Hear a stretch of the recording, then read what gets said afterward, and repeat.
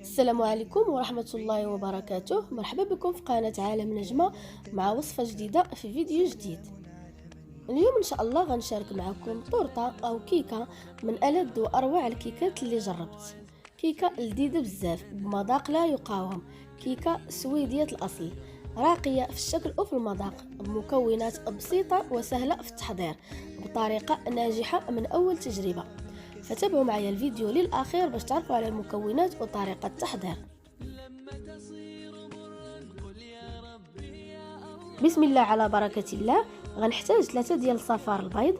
بالنسبة البيض غنحتفظ به جانبا لأني غنستعمله كذلك في هذه الوصفة. غنضيف لصفار البيض نصف كأس من سكر حبيبات ساندة ما يعادل تقريبا 80 غرام. ثم غنضيف ايضا نصف كأس من القشدة الطرية او القشدة السائلة ما يعادل ايضا 80 مليلتر. كنبدا نخلط المكونات بثلاثة جيدا بالطراب اليدوي حتى كنحصل على واحد الخليط متجانس. من بعد كنوضعه فوق النار اللي تكون خفيفة مع التحريك المستمر. ما نغفلوش عليها باش ما يتكورش لنا البيض وتشكل لنا واحد الحبيبات ديال صفار البيض. كنستمر في التحريك حتى كيوصل الخليط لدرجة الغليان وكيبدا يعقد. ثم كنضيف ليه ملعقة صغيرة من الفانيلا السائلة، لما كانتش متوفرة نعوضها بسكر فانيلا ونحركه من جديد. كنزولها من فوق النار وكنغطيها بالبلاستيك الغذائي باش ما كتكونش ليا ديك القشره فوق الكريمه. كنوضعها جانبا اولا كنوضعها في الثلاجه حتى كنبغي نخدم بها. غنحتاج كذلك 100 غرام ديال اللوز. غنضيف له 2 معالق كبار ديال السكر حبيبات ساندة ما يعادل تقريبا 40 غرام.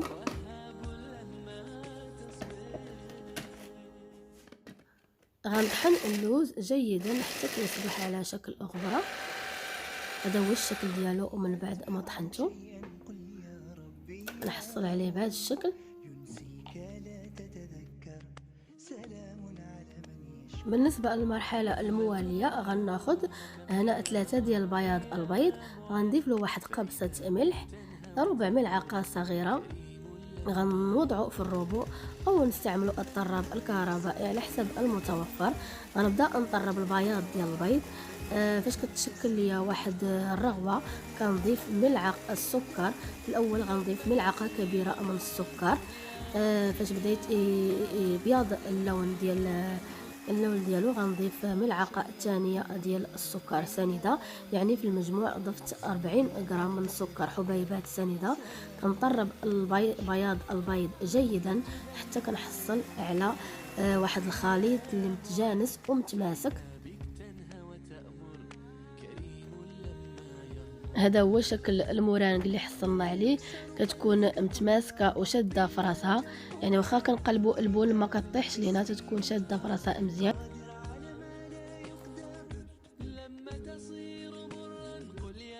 الان غنبدا نضيف بودره اللوز او اللوز اللي طحنا من قبل مع السكر. كنبقى نضيفه بشكل تدريجي دائما مع التحريك من الاسفل نحو الاعلى بالاستعانه بسباتيل بهكذا باش ما نفقدوش او ما نهرسوش المورانغ او بياض البيض اللي طلعنا. كنبقى نضيف اللوز حتى كنكمل الكميه اللي عندي وكنحصل على واحد الخليط متجانس. هذا هو شكل الخليط اللي حصلت عليه من بعد ما ضفت اللوز كامل.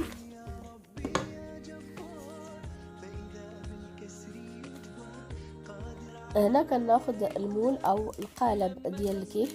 بالنسبه لهذا المول راه صغير واخا تيبان لكم كبير مع الكاميرا. القطر ديالو 18 سنتيمتر. غلفته كامل بورق المطبخ. ثم غنصب فيه الخليط ديالي وغنحاول نقادو مزيان من الفوق بالسباتيل. من بعد كندخلها الفرن على درجه حراره 170 لمده 25 دقيقه. ما نغفلوش عليها لانها دغيا كطيب. 25 دقيقه حتى 30 دقيقه كافيه. هذا هو الشكل ديالها من بعد ما خرجتها من الفران. كيجي الشكل ديالها جميل محمره. كنخليها حتى كتبرد وكنزولها من القالب ديال الحلوى، وكنزول ليها كذلك ورق المطبخ. كنخليها جانبا وغنمروا باش نحضروا الكريمه اللي غنزوقوا بها هذا الكيك.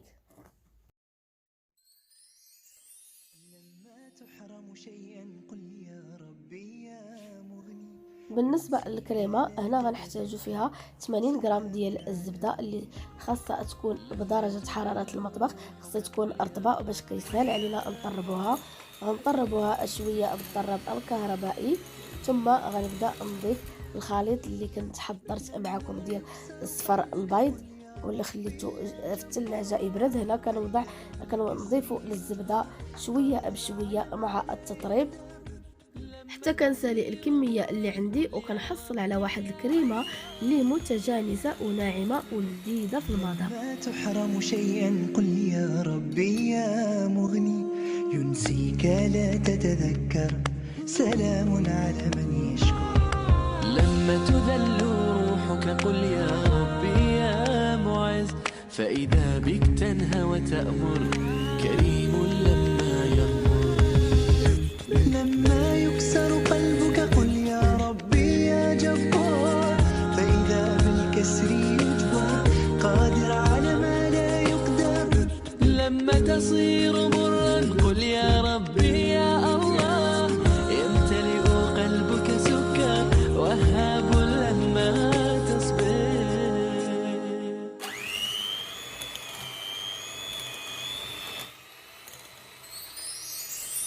لما تحرم شيئا قل يا ربي يا مغني، ينسيك لا تتذكر. هذا هو الشكل النهائي ديال الكريمه.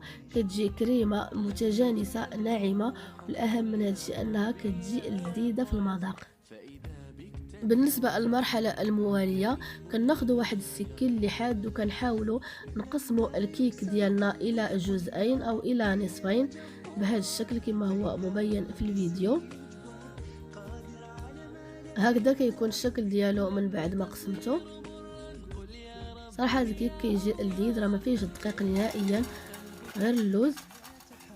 هنا كناخذ اللوز ايفيلي، كنحاولوا نحمروا هنا في مقلاة اولا كنوضعوه في الفرن على حسب الرغبه ديالكم، غير ما نغفلوش عليه. كنحركوه الا وضعناه في المقلاة باش ما يتحرقش لينا، كنخليوه حتى كيتحمر لينا وكنزولوه من فوق النار. هنا كناخذوا الكيك كنحاولوا نوضعوا طبقه اولى ديال الكريمه بهذا الشكل كما هو مبين في الفيديو. كنحاول نوزعها بشكل كامل على الطبقه الاولى ديال الكيك، ثم كنوضع فوق منه الطبقه الثانيه ديال الكيك، وكنحاول نغلف الكيك ديالي كامل بشكل كامل بالكريمه المتبقيه عندي حتى من الجوانب. كنحاولوا نوزعوا الكريمه كامله على الكيك كله من الجوانب كذلك بهذا الشكل. كنشكركم بزاف على المشاهده وكذلك على الدعم ديالكم. الى عجبكم الفيديو ما تنساوش توضعوا واحد اعجاب او لايك وتعليق محفز، وكذلك تشجيعنا بالاشتراك في القناه الى كنتي اول مره كتزوري القناه ديالي، وتفعيل زر الجرس باش كيوصلك جديد الوصفات. وما تنساوش كذلك مشاركه الفيديو مع الاحباب والاصدقاء لتعم الفائده.